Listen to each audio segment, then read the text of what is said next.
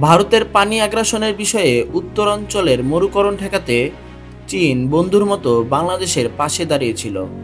তিস্তা প্রকল্পে চীন সহায়তা করতে চেয়েছিল। হাসিনা সরকার চীনকে গ্রিন সিগন্যালও দিয়েছিল। কিন্তু পরবর্তীতে যে ভারতের কারণে এই দুর্গতি, সেই ভারতকে তিস্তা প্রকল্প করার কাজ দিতে উদ্যোগ নিলেন হাসিনা। এতেই হতভম্ব হয়েছিল চীন। এই নিয়ে ঢাকা বেজিংয়ে টানাপোড়েনও তৈরি হয়।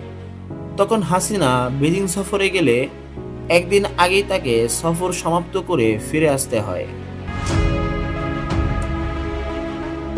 হাসিনা বেজিং সফর থেকে ফেরার পর ভারত ছিল ফুরফুরে মেজাজে।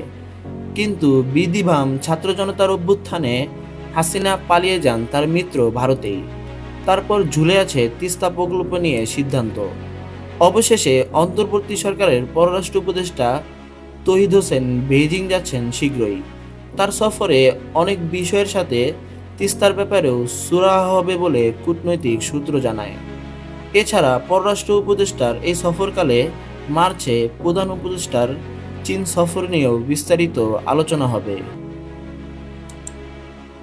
কূটনৈতিক সূত্রগুলো বলছে, মার্চে বেজিং সফরকালে ডক্টর ইউনূস চীনা প্রেসিডেন্ট শি জিনপিং এর সঙ্গে বৈঠক করবেন। সেই বৈঠকে বিষয়টির একটি সুরাহা হতে পারে।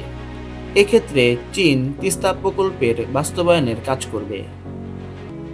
হাসিনা পালিয়ে যাওয়ার পরই বাংলাদেশের তিস্তা প্রকল্প নিয়ে টেনশনে আছে ভারত। নতুন অন্তর্বর্তী সরকার বা পরবর্তী নির্বাচিত সরকার আদৌ দিল্লিকে দিয়ে তিস্তা প্রকল্প করবে নাকি বেজিংকে দিয়ে করাবে, সেটা নিয়ে ভারতের কূটনীতিকদের মধ্যে রয়েছে আলোচনা। অবশেষে বেজিংয়ের দিকে ঝুঁকছে ঢাকা।